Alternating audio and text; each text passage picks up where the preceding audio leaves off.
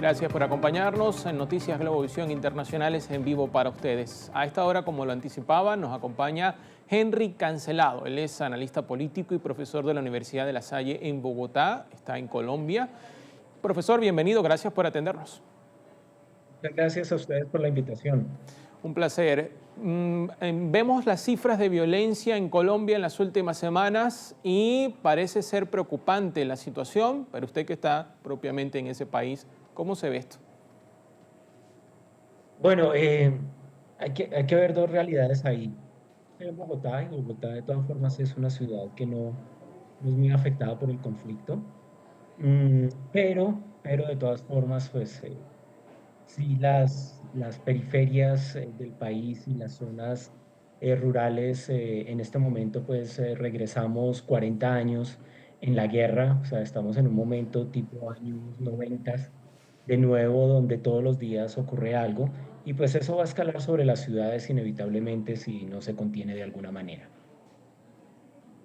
Muy bien, profesor. Por ejemplo, hay reportes que nos dicen que hay 80.000 personas afectadas por la violencia en el noreste de Colombia. Este mismo jueves veíamos también un ataque con explosiones, un carro bomba, se decía allí en la frontera con Cúcuta. ¿Qué está sucediendo? ¿Hay una especie de represalia por parte de los grupos armados? Quizás es lo que ha anunciado recientemente el presidente Petro también en su lucha contra estos grupos. ¿Qué puede estar sucediendo en este momento?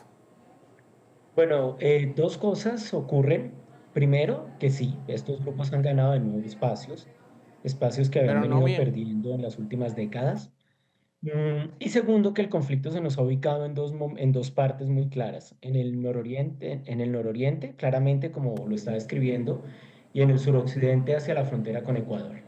Entonces tenemos, porque al mismo momento que era atacado Cúcuta y Arauca, por ejemplo, ayer, pues también se atacó la ciudad de Popayán, que es mucho más cercana hacia Ecuador, ¿no? Entonces vamos a tener dos puntos de concentración de estos ataques que coinciden pues con muchos fenómenos, ¿no? Fenómenos de cultivos ilícitos, fenómenos de presencia de grupos criminales, fenómenos de grupos disidentes del proceso de paz, fenómenos de grupos como el ELN también. Entonces lo que tenemos es una convergencia criminal en estos territorios. Para algunos es la lucha del mercado de las drogas. Para otros, pues son los centros estratégicos desde donde estos grupos operan, entonces van a buscar protegerlos de alguna manera. Pero ciertamente han ganado mucho más representatividad dentro del conflicto y pues en este momento se trata desde el gobierno como de responder de alguna manera. Justamente en medio de esta situación, el presidente Petro ha nombrado un nuevo ministro de Defensa. Quizás está buscando Petro la manera de solventar esta situación, estos conflictos que se han generado. Sí, hay que mirar muy bien el perfil del general Sánchez. Y hay que aclarar dos cosas. Primero es desde la Constitución del 91, que es la última gran reforma que hizo Colombia, se mantiene, se mantiene, digamos, una tradición de ministros civiles y aparece de nuevo un ministro militar. Lo curioso es que la Constitución del 91 es el resultado de un proceso de paz con el M-19 al que pertenecía el presidente actual.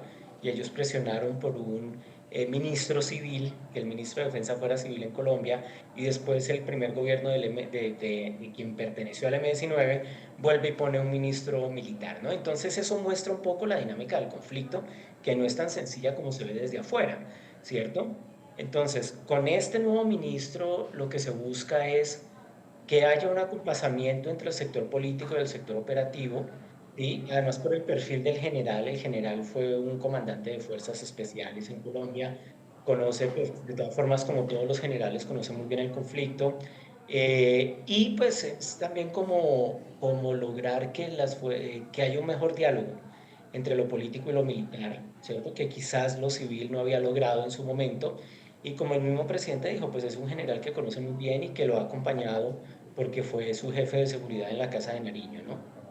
¿Hasta qué punto el diálogo puede ser una alternativa o la mejor alternativa en medio de esta situación? Ya el presidente Petro, lo comentábamos, ha pausado algunas de estas conversaciones, se le ha dado oportunidad también, si nos vamos a tiempos anteriores, a quienes tomaron las armas en alguna oportunidad para que ocupen cargos políticos. Parece ser que Colombia ha buscado la manera de negociar todas las formas para conseguir la paz, pero sigue siendo las conversaciones lo más indicado desde su perspectiva.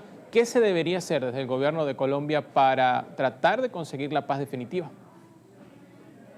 Bueno, sí, tal cual como lo señala, hemos intentado ambas cosas, negociar todo, porque Colombia tiene varios conflictos a la vez. Y lo que pasa es que después de la caída de lo que fue la época de los grandes carteles, es decir, cartel de Medellín y cartel de Cali, la época de Pablo Escobar, pues como que el conflicto y el narcotráfico se nos combinaron en una sola cosa. Y eso es mucho más difícil porque el narcotráfico es la gasolina de la guerra en Colombia.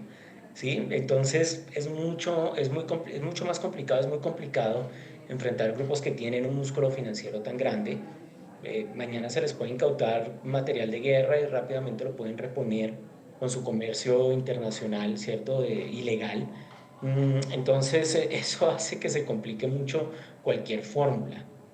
Todavía creo que no hemos inventado bien qué es lo que se puede hacer y entonces seguimos intentando pequeños acuerdos, donde los más grandes fueron los del 90 con el M-19 y los del 2016 con las FARC, pero con el ELN ha sido muy difícil, ¿no? Con él se ha intentado varias veces negociar, pero pues es un grupo que se siente triunfante, que ha entrado mucho en la sociedad, que tiene unas bases bastante importantes dentro de las zonas que controla militarmente, intimidando muchas veces a la población, como pasa en el Catatumbo, en la frontera ahí en el norte de Santander. Entonces, todavía falta inventar, ¿no? Este gobierno intentó una fórmula que fue la paz total, meter toda la violencia de Colombia en un solo proceso, pero es imposible porque no es lo mismo las bandas criminales de Buenaventura, el Puerto del Pacífico, que el ELN, no es lo mismo el Clan del Golfo, ¿cierto? Que las disidencias de las FARC y así. Entonces, es muy difícil inventarse un solo libreto para eso, ¿no? Porque cada uno tiene intereses muy diferentes. Yo creo que seguir intentando espacios de gobernabilidad de todas formas desde el gobierno central, darle mucha más fuerzas a las regiones, incluso para que ellas puedan negociar, porque muchas tienen violencias locales muy fuertes. Y de todas formas, pues ya quedó demostrado también que quitarle capacidades a las fuerzas militares, pues también golpea de todas formas la seguridad en el país. Muy bien, gracias por el análisis, Henry Cancelado. Ha mencionado algo bien interesante y es que cada grupo armado tiene su característica y que sea de allí parte la solución de este problema. No es una solución, quizás sean varias. Gracias, Henry Cancelado, analista político y profesor de la Universidad de La Salle en Bogotá, nos atendió desde Colombia. Cerramos la entrevista por hoy, pero no se aparte porque tenemos más noticias al regresar.